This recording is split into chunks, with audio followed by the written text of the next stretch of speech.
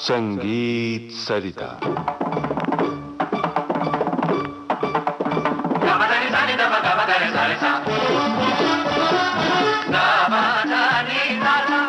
मित्रों नमस्कार।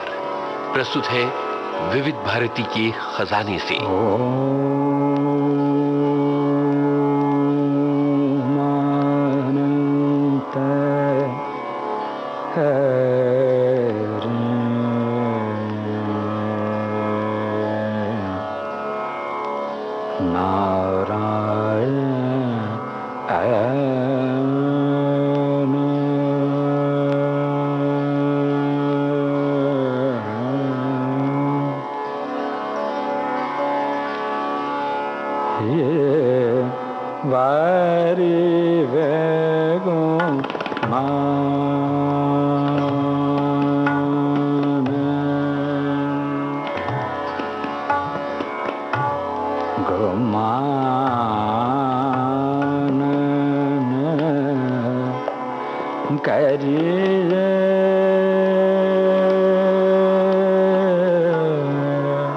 मित्रों, ये आवाज आपकी जानी पहचानी और अंतर्मन को छू लेने वाली आवाज, पद्मश्री, पद्म भूषण, पद्म विभूषण पंडित जसराज की आवाज। संगीत सरिता में मेवाती घराने के विख्यात गायक पंडित जसराज से ये भेंटवार्ता वर्ष 1989 में विविध भारती से पहली बार प्रसारित हुई थी। पंडित जसराज जी से बातचीत की है मदन लाल व्यास ने। इस कार्यक्रम की प्रस्तुतकर्ता थीं छाया गांगुली। आइए सुनते हैं। आज हम आपकी मुलाकात देश विदेश में जन जन के लाडले सुरीले गायक पंडित जसराज से करवा रहे हैं। पद्मश्री अलंकरण, संगीत मार्तंड व अन्य उपाधियों से विभूषित पंडित जसराज कानून यानी स्वरमंडल के तारों की झंकार, लय ताल के सुगठित चलन, शब्द लालित्य के साथ जैसा रूप खड़ा करते हैं, उससे उदात्त संगीतमय वातावरण की सृष्टि होती है। पंडित जी, क्या यह कहना ठीक होगा कि संगीत आपको विरासत में मिला है?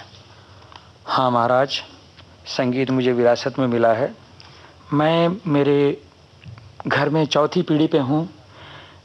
मेरे दादाजी पंडित नथुलाल जी, मेरे पिताश्री पंडित मोतीराम जी, चचा पंडित ज्योतिराम जी और मेरे गुरु भ्राता पूज्य पंडित मनीराम जी से मैंने गाना सीखा है।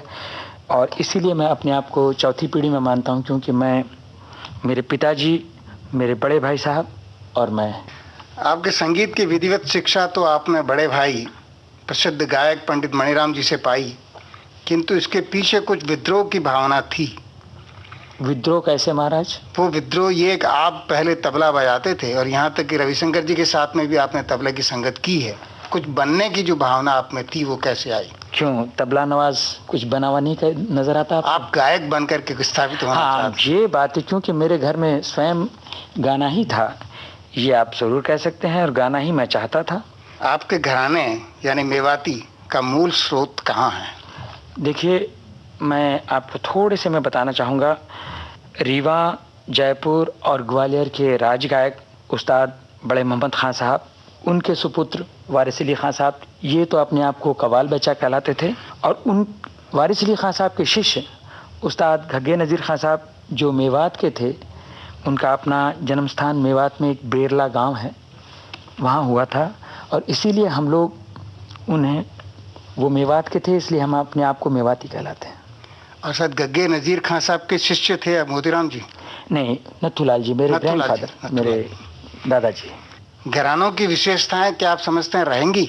मतलब आगरा, ग्वालियर, ये जो किराना वगैरह जो घराने हैं, देखिए, अगर नहीं रहे तो ये हिंदुस्तान के सबसे बड़ा संगीत की बदकिस्मती होगी अगर ना रहे, क्योंकि हर घराने की एक अपनी खुशबू है, एक अपनी सुंदरता है, उन्होंने कुछ कंसीव किया है और वो रहना बहुत ज़रूरी है। मैं हमेशा से इस बात का कायल हूँ कि घराने रहें ताकि उनकी विशेषताएं आपको अलग अलग एक ही दरबारी में 25 रूप नजर आएं। शिक्षा और रियाज के बारे में आपका मार्गदर्शन किस रूप में है?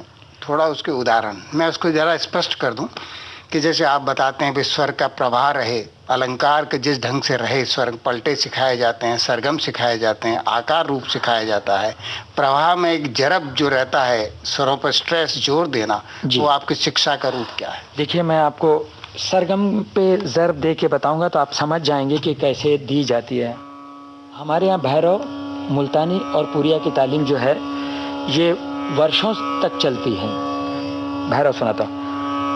सा रे गा मा पा धा नि सा, सा नि धा पा मा गा रे सा। सरगम देखिएगा। सा रे गा मा पा धा नि सा, सा नि धा पा मा गा रे सा, सा रे गा मा पा धा नि सा, सा नि धा पा मा गा रे सा, सा रे गा मा पा धा नि सा, सा नि धा पा मा गा रे सा, सा रे गा मा। ये जो सा रे मा ऐसी जो जर्ब है ये जर्ब कहलाती है। सा रे गा मा पा धा नि सा, सा नि धा पा मा गा रे सा। फिर गा पे आ जाएगा। सा रे गा मा पा धा नि सा, सा नि धा पा मा गा रे सा। इसी के साथ में स्वरों की जो दीर्घता आप बताते हैं, ये प्रवाह लो लेते हैं, जो श्रुतियों के जिसमें दर्शन होते हैं, उसका रूप का थोड़ा सा स्पष्ट करिए। जैसे मैं मुझको थोड़ा सा और समझाइए तो करूं। ये जो स्वर का प्रवाह चलता है, जब आप भैरव अभी गाया आपने, भैरव में जिस प्रकार से जरब आपने दिया है और एक साथ साथ में राग का जो प्रभाव बना रहता है, उसमें बीच के जो अंश यानी श्रुतियां जिसको हम ग्रेस नोट कहते हैं। अच्छा, नहीं तो वो तो अपने आप आती है, उसको सुन सुन के और अभ्यास से होता है, उसको एकदम से अलग अलग नहीं। जैसे आपने ऋषभ का जो रूप बताया अभी, कोमल ऋषभ का, भैरव का, उसको अगर आप मतलब बताएं अलग भैरव अंग से बताएं। देखिए, रियाज और भैरव राग ये दोनों अलग चीजें हैं। सुन लीजिए।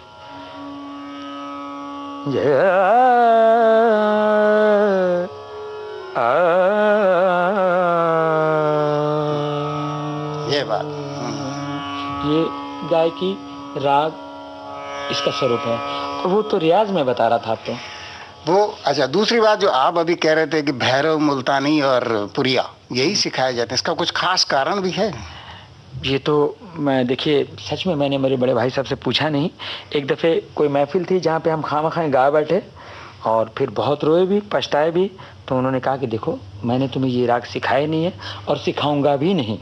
सिर्फ ये 3 राग का रियाज अगर तुम्हारा पक जाएगा तो तुम जो मर्जी में आए वो राग सुन के गा सकोगे। फिर भी आपके यहाँ पर जौनपुरी और यमन भी सिखाया जाता है? नहीं, सिखाया तो सब जाता है, जो कुछ जानते हैं सिखाया जाता है, मगर मूल रूप में उनका रियाज नहीं किया जाता। हाँ। अच्छा, दूसरी बात जो है, जो आजकल जो माहौल मिल रहा है हमें गाने में, लोग जो घरानों की अलग अलग विशेषताएं लेकर के, चूंकि सुविधाएं बहुत है, रेडियो है, टीवी है, और भी लोगों को सुनते हैं, महफिलों में सुनते हैं, लोग दूसरी चीज़ें अपना करके अपनी चीज़ बनाते हैं, तो उसमें कोई विशेषता आती है या कुछ खामी आ जाती है इस प्रकार की? नहीं, ये तो देखिए, जो समझदार गायक है वो तो दूसरे गायक का गुण ही लेगा, दोष नहीं लेगा। और गुण जहाँ तक लेने का सवाल है, उसमें वृद्धि होती है, उसमें हानि तो नहीं है। लेकिन गुण तो वही लेगा जो सक्षम होगा। हम वही तो नाम करेगा, नहीं तो क्यों। अच्छा, खैर, आप दरबारी गायक भी रहे हैं सानंद बापू के यहाँ पर, और उनकी बंदिशों के आपने नोटेशन भी किए हैं, संपादन भी किया है, तो उस हालत में तो आपका भी बहुत हाथ रहा है। उसमें उसका माहौल, उस समय का माहौल और आज के माहौल में कितना अंतर देखते हैं आप?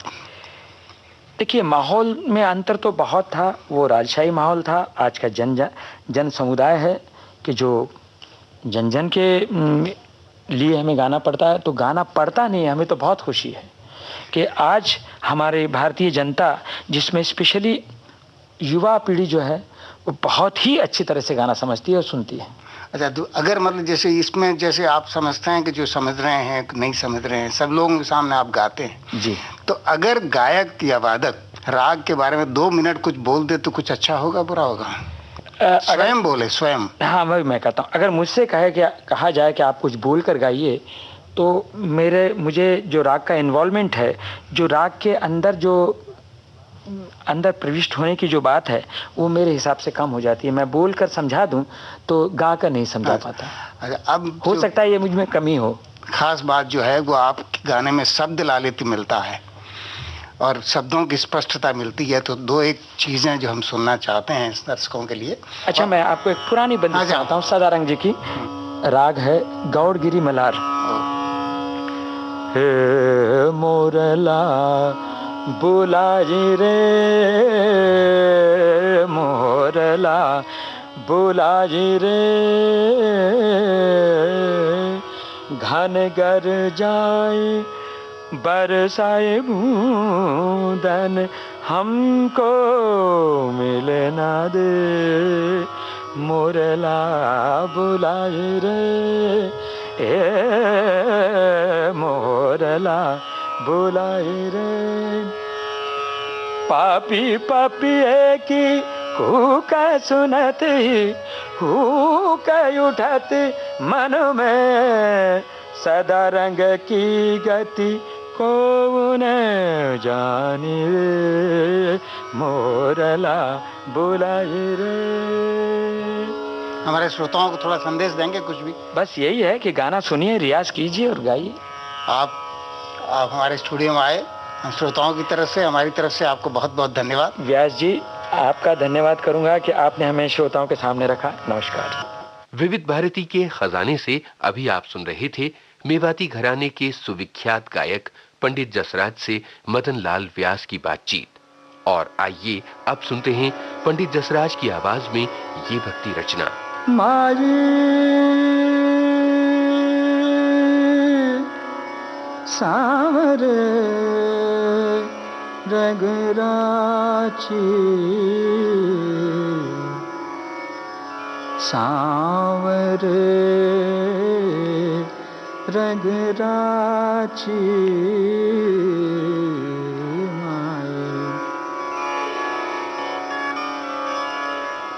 माझी सावर रंगराची माझी सावर रंगराची माझी सावर रंगराची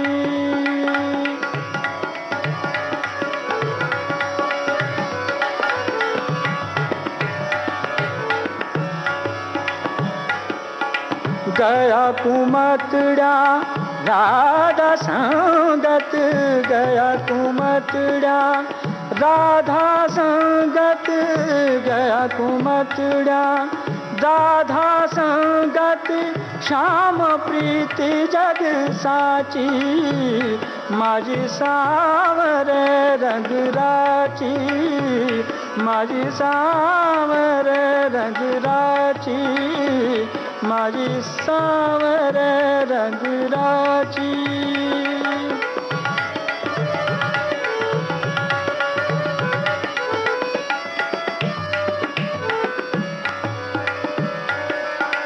गाया गाया हरि गुण निस दिन गाया गाया हरि गुण निस दिन काल ब्यालरी बाची काल ब्यालरी बाची काल ब्यालरी बाची श्याम बिना जग खारा लागा श्याम बिना जग खारा लागा जगरी बाता काची माझी सावर रंगराची माझी सावर रंगराची माझी सावर रंगराची। आज संगीत सरिता में आप सुन रहे थे विविध भारती के खजाने से। आज के कलाकार थे पंडित जसराज। अब दीजिए आज्ञा। नमस्कार।